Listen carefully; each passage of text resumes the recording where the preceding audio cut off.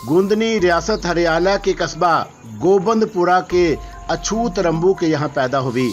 उसी तरह जैसे गरीबों के बच्चे खामोशी से पैदा हो जाते हैं। रात गए जब रंबू चर्च के नशे में धुत देवरी में पड़ा था और रसीली के दर्द उठा। घर में और कोई नहीं था और शदीद तकलीफ के आलम में उसने रंबू को झंझोड़ कर उठाने की कोशिश की, लेकिन रंबू तो उस वक्त अंदर सभा में बैठा दम लगा रहा था। वो आंखें बंद किए मुस्कुराने के सिवा और कुछ ना कर सका। मेरा ख्याल है महाराज, इस जिद्दी लड़की ने जल्दबाजी से काम लेकर जोगन का रूप उतार दिया। ये तो बहुत छोटी उम्र की है। हाँ महाराज, जोगन के रूप में ठीक से पता नहीं चल रहा था, मगर ये तो बड़ी ही सुंदर है गुरुशंकर। हाँ महाराज, अप्सरा मालूम होवे है। गुरुशंकर जी महाराज, हमारी आंखें बहुत दूर तक देख रही हैं। मैं नहीं समझा महाराज, इसकी सुंदरता कहीं यहाँ की फिजा खराब ना कर दे। हाँ महाराज, बहुत से नौजवान पिंडे हैं, फिर हम क्या करें? जो आगे हो महाराज की बड़ी उलझन में फंस गए हैं हम। उलझन की क्या बात है महाराज? इसकी बातें, अगर हमने इसे यहाँ से हटा दिया तो ये भटक जाएगी, और अगर इसे यहाँ रखा तो डर है कि कहीं कोई हादसा ना हो जाए। गुरुशंकर कुछ ना बोले। तब पिंडर जी ने कहा, इसे जगाओ तो सही शंकरनाथ। महाराज शंकरनाथ ने गर्दन झुकाई और फिर वह सोई हुई राजकमल के बिल्कुल नजदीक पहुंच गए। तब बहान का बूढ़ा दिल भी धड़क उठा। बड़ा काफराना अंदाज था, बड़ी मस्त जवानी थी। ऐसे अल्लड़ अंदाज से सो रही थी कि दौराने खून तेज से तेज तर हो जाए। उन्होंने उसे जगाने के लिए हाथ बढ़ाया, लेकिन फिर काम कर रह गए। तब वो उसके नजदीक बैठकर लड़ती हुई आवाज में बोले, देवी उठो, देवी देवी जागो, तुम्हारे भाग जाग उठे हैं। बहुत सी आवाजें देने पर राजकमल उठी और बच्चों के से अंदाज में दोनों हाथों से आंखें मलने लगी। बड़ा प्यारा अंदाज था, बड़ी हसीन अदा थी। दूर खड़े धीर नाम जी उसे गौर से देख रहे थे। महाराज आए हैं देवी, उठो, महाराज आए हैं। कौन महाराज? राजकमल ने पूछा। महाराज धीरन नान जी तुमसे मिलने आए हैं। कहाँ है वो? राजकमल ने रूठी हुए अंदाज में कहा। क्या वो खड़े हैं दीवानी? तुम जागो तो। और राजकमल ने इंतहाई पुरकशिश अंदाज में धीर नान जी को देखा और फिर उछलकर खड़ी हो गई। फिर वो दौड़ती हुई उनके पास आई और उन्हें गौर से देखने लगी। वही भगवान की सौगंध वही हैं। जानते हैं कि मैंने आपको कहाँ देखा था महाराज? कहाँ था देखा था देवी? महाराज की भारी आवाज उभरी। चीन में भगवान की सौगंध सपने में देखा था आपको, रत्ती भर भी तो फर्क नहीं है। अच्छा, महाराज मुस्कुरा दिए। फिर उन्होंने गुरुशंकर को इशारा किया और गुरुशंकर बाहर चले गए। तब महाराज ने कहा, हमें बैठने को भी ना कहोगी देवी? ओहो, पधारिए महाराज, पधारिए। राजकमल जल्दी से बोली। तुम्हारा नाम क्या है? महाराज प्यार से बोले। पार्वती। राजकमल जल्दी से बोली। पिता का नाम क्या है? पिंडत अमृतनाथ। ब्राह्मण हो? हाँ, खरी ब्राह्मण। कहाँ की रहने वाली हो? शकाला की। पिता क्या करते थे तुम्हारे? देहांत हो गया है उनका। और माता जी हैं? हाँ, माता जी हैं। और बहन भाई? 6 बहनें हैं और हैं बस। जय भाई नहीं है? नहीं। यहाँ से पहले कहाँ थी? तरशाला, हरियाला, द्वारका और ना जाने कहाँ कहाँ। अरे कब से भटक रही हो? जब से आपको सपने में देखा था महाराज, तब से आपको तलाश करती फिर रही हूँ। ओहो, कितना समय बीत गया। मैं नहीं जानती, सालों की बात है। घर से निकलने के बाद घर वापस नहीं गई। नहीं महाराज, जोगनों का भी कोई घर होता है। हरि राम हरि शंकर, मगर पार्वती हमसे क्या लेना है? चकोर को चंद्रमा से क्या मिलता है महाराज? परवाने को शमा से क्या मिलता है? वो तो जलने की आरजू रखता है, वो तो सिर्फ मरने की आरजू रखता है। मैं भी आपके चरणों पर वारने आई हूँ। बस मेरा बलिदान पूरा हो जाए और कुछ नहीं चाहिए मुझे। बड़ी बहादुर है पार्वती, महान है, तो तेरा प्रेम सच्चा है, मगर मैं तुझे क्या दूंगा? ज्ञान। मेरी मनोकामना है कि मैं आपके चरणों में रहकर कुछ हासिल करूं। राजकमल ने कहा। मगर तू तो औरत है। तो बताओ महाराज, औरत होने के कौन कौन से निशान मिटा दूं? शक्ल बिगाड़ लूं अपनी और बोलो क्या करूं? नहीं नहीं, भगवान ना करे। महाराज परेशान होकर बोले। उस जज्बाती लड़की से वो बड़े खौफजदा हो गए थे। कुछ भी ना कर बैठे और तब उनके होंठों पर मुस्कुराहट फैल गई। हम तुझसे हार गए हैं पार्वती। मैं नहीं समझी महाराज, अभी बहुत नासमझ है। अच्छा, तू वहां से क्यों चली आई थी? मुझे गुस्सा आ गया था, मेरा मन टूट गया था। अरे क्यों? मैंने जीवन भर तुम्हें तलाश किया महाराज, कहाँ कहाँ ना गई।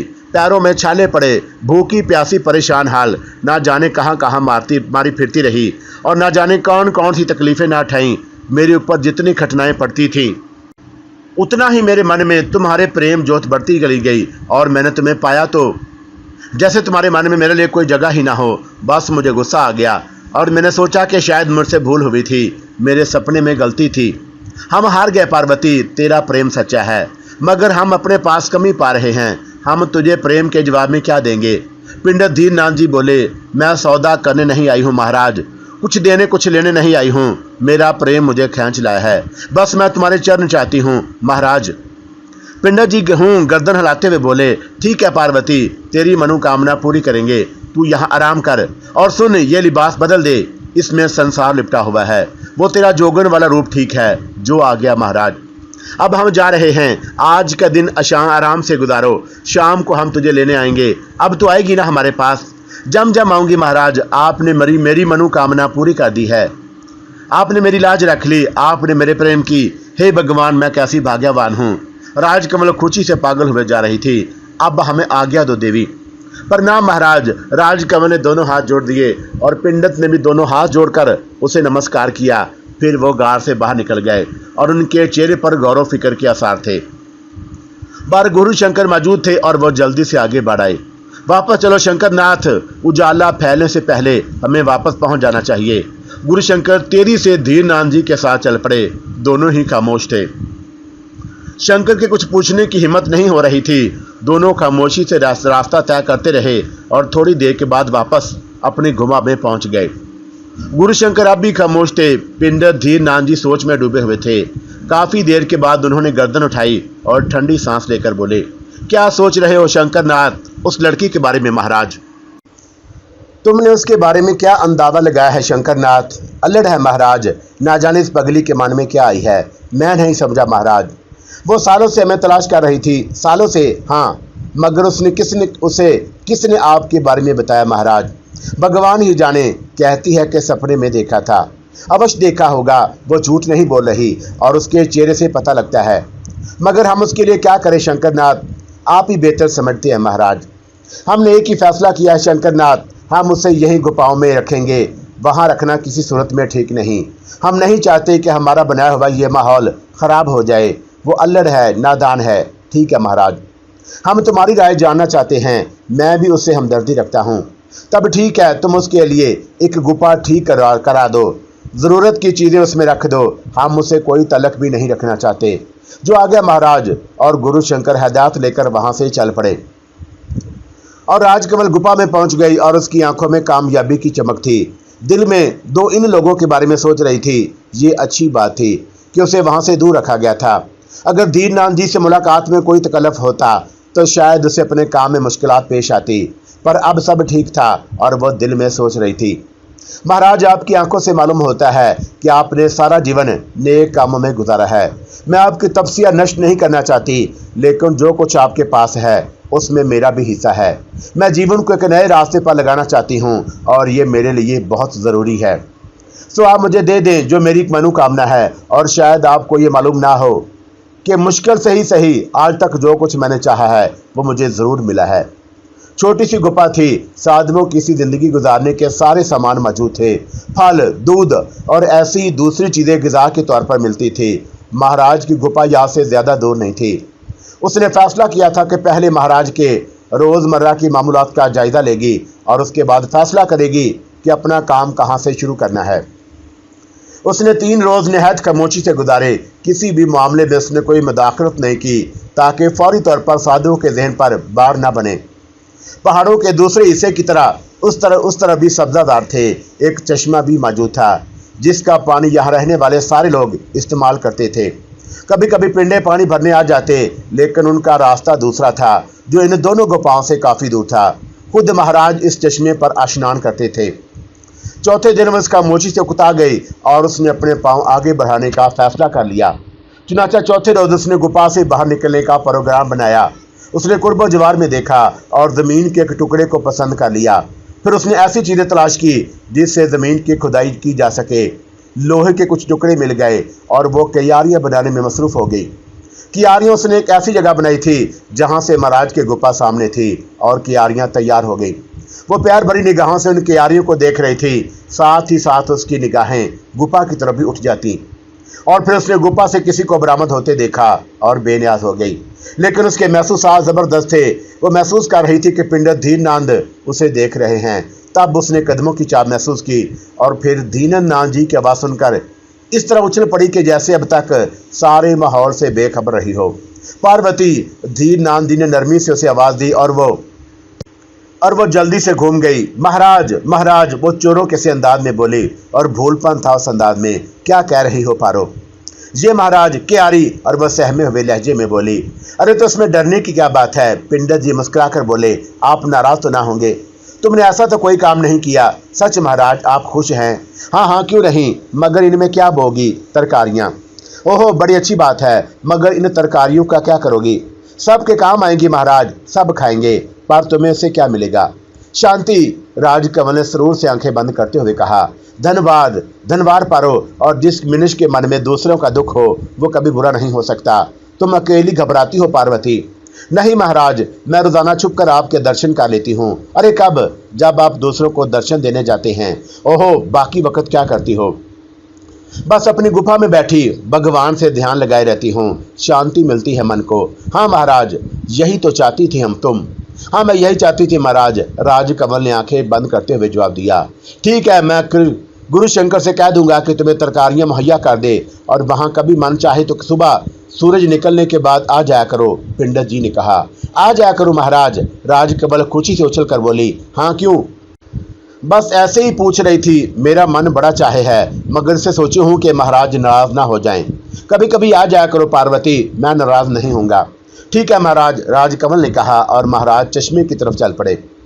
राजकमल बड़ी चालाकी से काम ले रही थी और वो खुद को एक अल्लड़ और नादान लड़की के सिए से महाराज धीरनाथ जी के सामने आई थी और खुद किसी ऐसी बात का इजहार नहीं करना चाहती थी जिससे उन किसी को कोई शुबा हो। उसकी ख्वाहिश थी कि सारे मदारज खुद ब खुद तय हों और बिल आखिर एक दिन धर्मानंद जी ने खुद ही उस बात पर तैयार हो जाएं कि उसे कुछ सिखाएं। वैसे उसे यह पुरसकून जिंदगी बहुत पसंद आई थी। अब तक की सारी जिंदगी हंगामों में गुजरी थी, अब यह सुकून बहुत भला लग रहा था। हालांकि इस सुकून में भी एक हलचल थी। राजकमल की तारीख गवाह है कि उसने बड़े बड़ों से टक्कर ली, ऐसे ऐसों से जो बहुत बड़ी हैसियत रखते थे, और आज तक वो फाते रही थी। छोटे छोटे लोग उसका एक वार भी नहीं सह सकते थे। वो बड़ा मान लेकर सामने आए थे और बड़े निर्दोष होकर मौत के आगोश में जा सोए। पंडित धीरनाथ जी ग्रंथु जैसे साधु नहीं थे और वह सचमुच शक्ति रखते थे। उनका ज्ञान उनकी आंखों से झलकता था। राजकमल को खतरा था कि कहीं वह अपने ज्ञान से उसकी हकीकत ना मालूम कर लें। चुनाचा उसने खुद को इस रंग में पेश किया था कि अगर महाराज का ज्ञान उनसे हकीकत कह दे तब भी उनकी अकल इस हकीकत को तस्लीम ना करे। वो सोचते रह जाएं कि क्या ये सच है और क्या झूठ, और अगर ऐसा हो जाए तो बड़ी बात है। चुनाचा वह खुद को आजमा रही थी और वह अभी तक अपनी दानिश में उसमें कामयाब थी।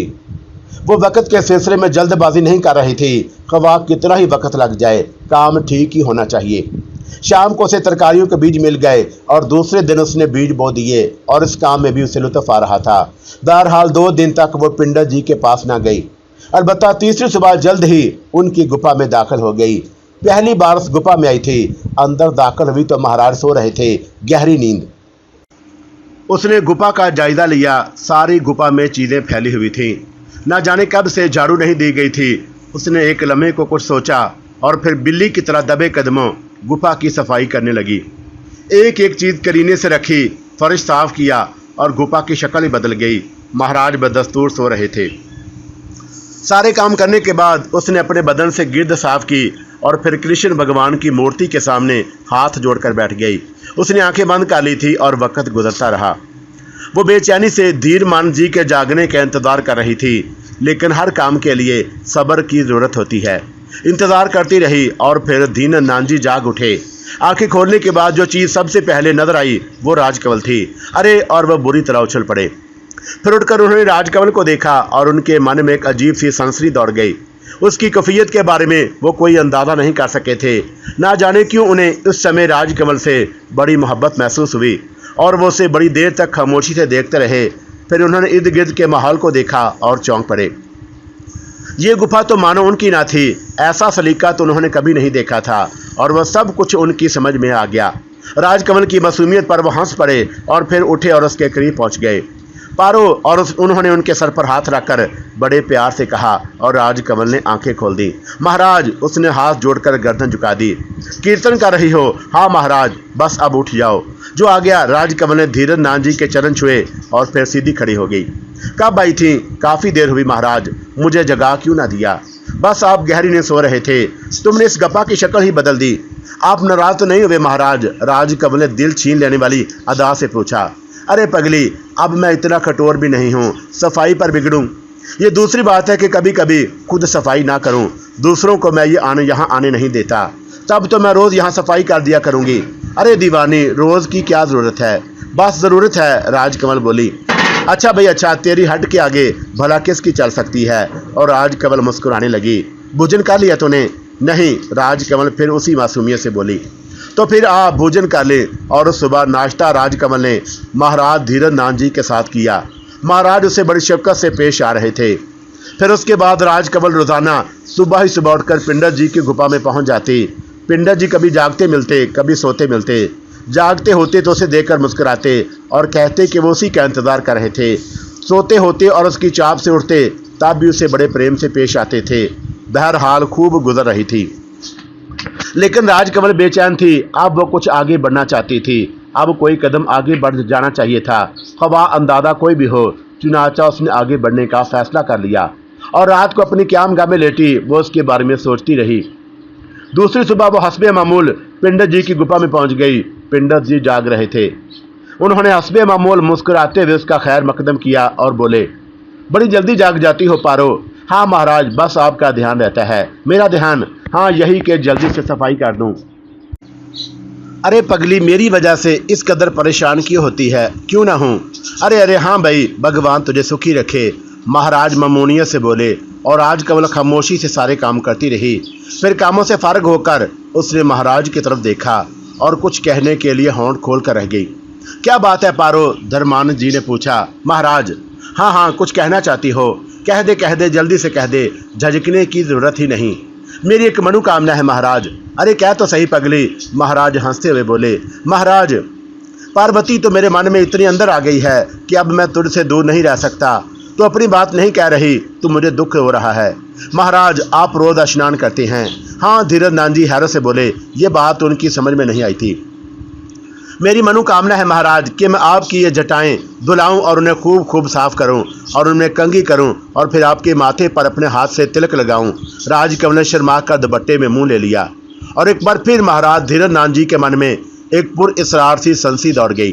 वो राजकमल की शक्ल देखते रह गए। कैसी प्यारी लग रही थी वो इस समय। क्या फ़ायदा रही? बिल आखिर वो बोले, आप मेरी ये बात नहीं मानेंगे। इसकी ज़रूरत भी क्या है पार्वती? बस मैं कह रही हूँ। रहने दे, क्या करेगी? तब मैं आपसे नहीं बोलूँगी। अरे अरे क्यों? आप मेरी बात जो नहीं मान रहे।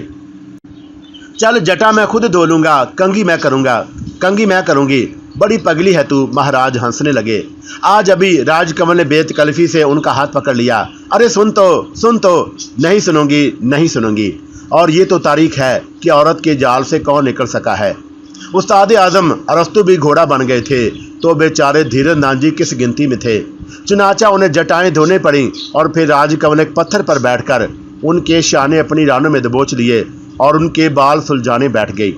महाराज एक अनोखे सुरूर में खोए हुए थे। फिर राजकमल ही थक गई और उसने उनके शाने झंझोड़े। सो गए महाराज? ए नहीं। महाराज चौंक पड़े और उन्हें हैरत से राजकमल को देखा, फिर अपने सुलझे हुए बालों को और फिर अपनी कैफियत का जायजा लिया। हरी राम हरी राम हरी राम। और वह अजीब से अंदाज में बोले, मैं अब चंदन लाती हूँ।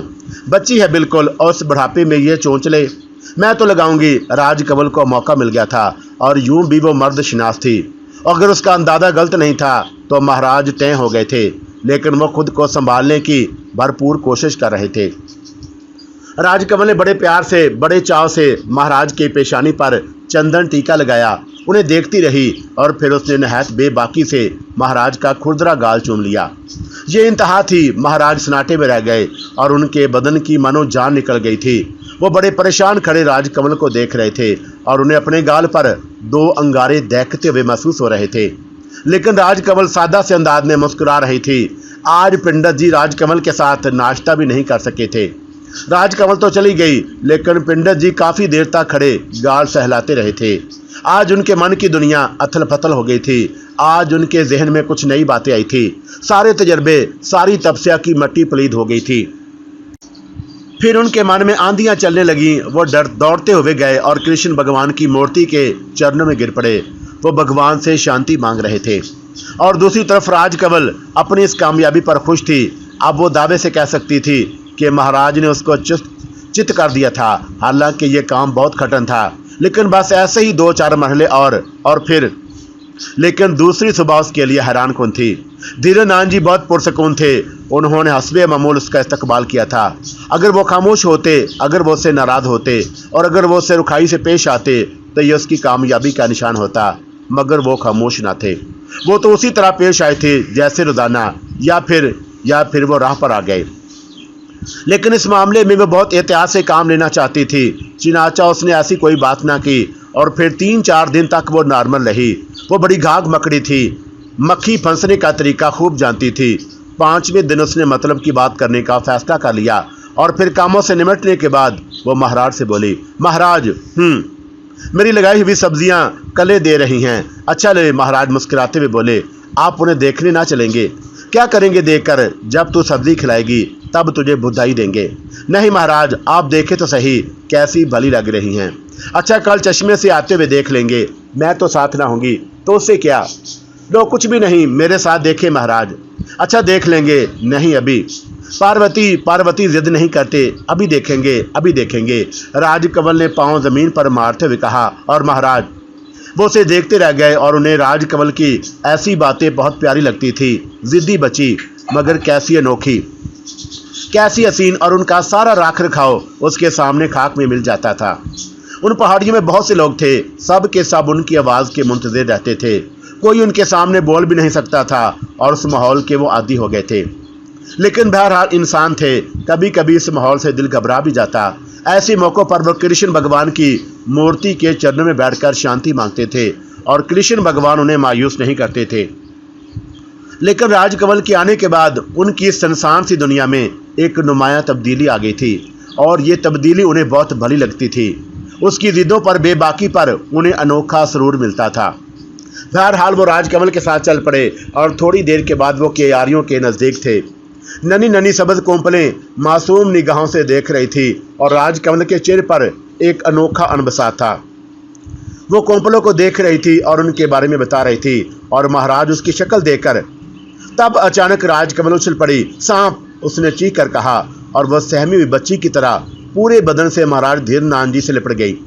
उसका गुदाज बदन उनके बदन से प्यूसत हो गया और महाराज के ज़हन में खौफनाक गरज हुई।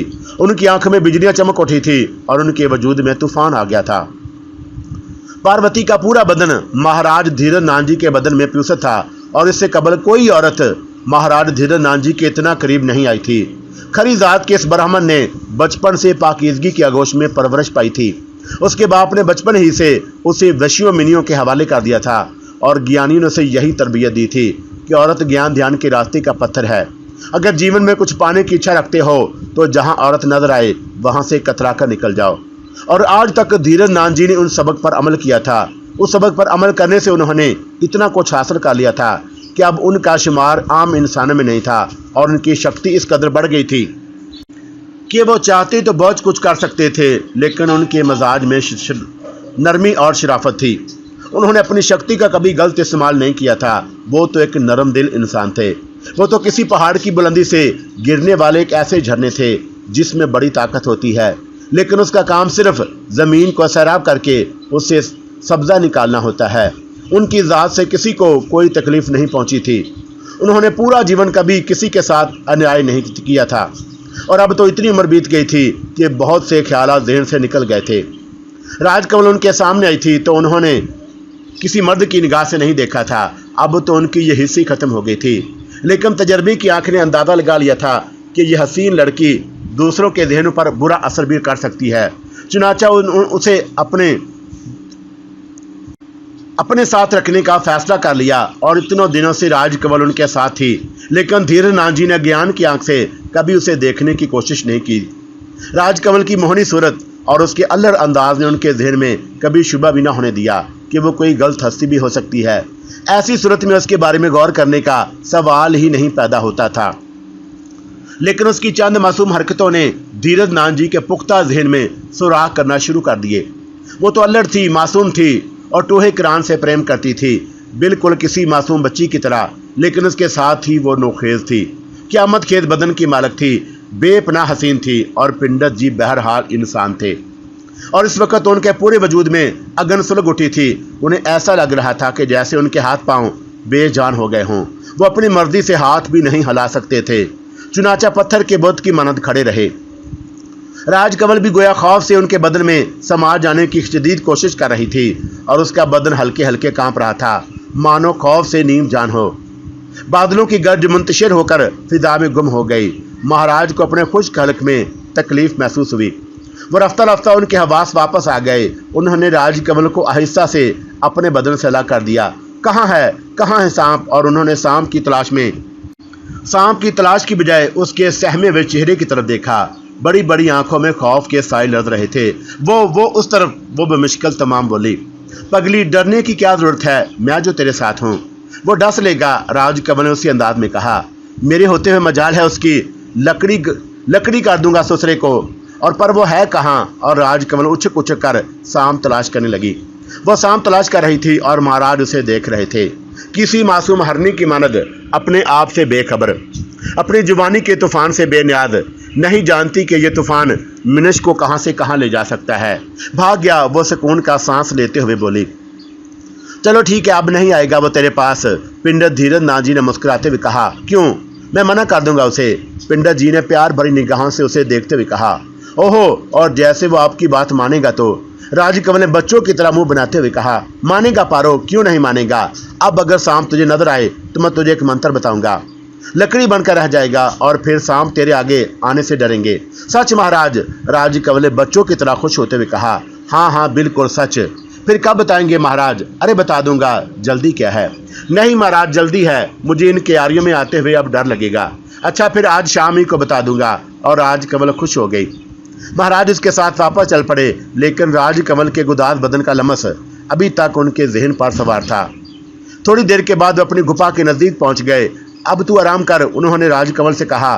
फिर शाम को राजकमल ने उन्हें देखा। मैं खुद तेरे पास आऊंगा, मैं बाट देखूंगी, राजकमल ने कहा और फिर वो अपनी गुफा में वापस आ गई। उस वक्त महाराज को तन्हा छोड़ना ही मुनासिब था। वो अच्छी तरह जानती थी कि अहम फैसले तन्हाई में किए जाते हैं। पिंडत धीरज नाथ जी इस वक्त की कैफियत से वो बखूबी वाकिफ थी, जब उनके बदन से लिपटी हुई थी, और उसकी मासूम शक्ल देखकर वाकई कोई अंदाजा नहीं लगा सकता था कि वो इस कदर चालाक होगी। लेकिन राजकमल मर्द की एक जुम्बश से वाकिफ थी। उसने अच्छी तरह पिंडत धीरज नाथ जी के हवास का अंदाजा लगा लिया था और उसके साथ ही उसने एक अंदाजा भी कायम किया था। अंदाजा ये था कि पिंडत धीरज नाथ जी ने पूरी जिंदगी तपस्या में गुजारी है। उन पहाड़ों में औरत का कोई वजूद नहीं था, इसलिए वो औरत से बेगाना हो गए हैं। अब सूरत हाल ये है कि पूरी जिंदगी की तपस्या उन्हें जल्दी तो भंग नहीं हो सकती। महाराज कश्मकश के शिकार हैं और ये कश्मकश काफ़ी सख्त होगी। चुनाचा राजकमल कोई पहलू कमज़ोर नहीं छोड़ना चाहती थी। वो ताबड़तोड़ हमलों का प्रोग्राम बना रही थी ताकि दुश्मन की तरफ से निकल कर ना जा सके, और यही भी थी। पिंडत धीरज नाथ जी अपनी गुफा में दाखिल हो गए, लेकिन उनके जहन की कैफियत अजीब हो रही थी। पूरे बदन पर नशा तारी था। औरत के बारे में उन्होंने जो कुछ सुना था अब सच साबित हो रहा था। मगर उम्र की इस मंजिल में अब तो उम्र के इस हिस्से में दाखिल हो गए थे। अगर चाहते भी तो कोई औरत दिल से उनकी तरफ मतवज्जा ना होती। और उनके ज्ञान की दूसरी बात थी, बड़ी बड़ी अप्सराएं और उनके चरणों में ज़मीन बिछाने को तैयार होती। लेकिन मन की बात और है। फिर ये पार्वती कैसी है? उसने तो अपना सारा प्रेम मेरे लिए लुटा दिया है। क्यों? आखिर क्यों? और उसके प्रेम को स्वीकार ना करना बहुत बड़ा पाप है। वो प्रेम की मारी सारे संसार को त्याग कर उनके प्रेम में यहाँ तक आ गई थी, और वो उससे मुंह मोड़ लेते, ये कैसे मुमकिन है? मगर उसके प्रेम में कोई खोट नहीं है। वो कलियों की तरह मासूम है, और उसे तो ये भी नहीं मालूम कि फूल क्यों खिलते हैं, दीप क्यों जलते हैं। पर मैं क्या करूं? और उसके बदन से चिंगारियां निकलती हैं। जो मेरे जिस्म को सुलगा देती हैं। हे भगवान, ये अगन कैसी है? मेरी पूरी उम्र की तपस्या क्यों भंग हो रही है? पिंडर जी ऐसे ही परेशान थे कि वह भगवान की मूर्ति के चरणों में जा बैठे। हे भगवान, मुझे शांति दे, मुझे शांति दे। और उनके मुंह से आवाज़ निकली और उन्होंने आंखें बंद कर लीं। सूरज छुप चुका था। मंदिर से घंटों और शंखों की आवाज़ें उठ रही थी। पुजारी पूजा पाठ में लगे हुए थे और पिंडर धीरन नाथ जी अभी तक भगवान की मूर्ति के चरणों में बैठे शांति मांग रहे थे और उनका मन शांत हो चुका था। अब उनके ज़हन में राजकमल का ख्याल नहीं था। फिर अंधेरा फैल गया और फिर खूब रात हो गई, लेकिन पिंडर जी भगवान के चरणों से ना उठे और उन्हें बड़ा सुकून मिल रहा था। फिर जब चांद की रोशनी कहीं से गुफा में रींग आई तो वह चौंके। चांद देर से निकल रहा था आजकल, और इसका मतलब था कि रात बहुत बीत गई है। भगवान के चरणों में बैठे बैठे उनका बदन थक गया था। मन चाहा कि थोड़ी दूर तक टहला जाए। वो उठे और गप्पा से निकल आए और जो ही बाहर कदम रखा और उनके मन में राजकमल उभर आई। वो चौंक कर ठठक गए। अपनी तपस्या का कोई नतीजा नहीं निकला और वो अब भी मन में मौजूद है। जगह ख्वाम उसकी गुफा की तरफ उठ गई और फिर उसे सिर्फ वहम था या हकीकत। चांद की पुर इसरार रोशनी में उन्हें राजकमल नजर आई। वो गुफा के सामने एक पत्थर पर साकतो जामत बैठी थी। पिंडर जी ने दोनों हाथ से आंखें मली और गौर से उसे देखने लगे, लेकिन वह वहम नहीं हकीकत थी। पार्वती किसी संगी मुजस्मे की मानत बैठी थी इस समय, और उन्होंने तज्जब से पूछा, वो क्या कर रही है? अंदर से आवाज़ आई, वापस लौट जाओ, जाओ, आगे खतरा है। लेकिन दिल ना माना। पूछूं तो वो क्यों बैठी है? क्या बात है? सोई क्यों नहीं अभी तक? और फिर पैर खुद ब खुद उसकी तरफ उठ गए। उन्हें कोई अंदाज़ा नहीं था और जब उन्होंने खुद को राजकमल के सामने पाया तो हैरान रह गए। राजकमल उसी तरह बैठी रही और उसने गर्दन घुमाकर उनकी तरफ देखा नहीं था और बिल आखिर उन्होंने उसे आवाज़ दी, पारो।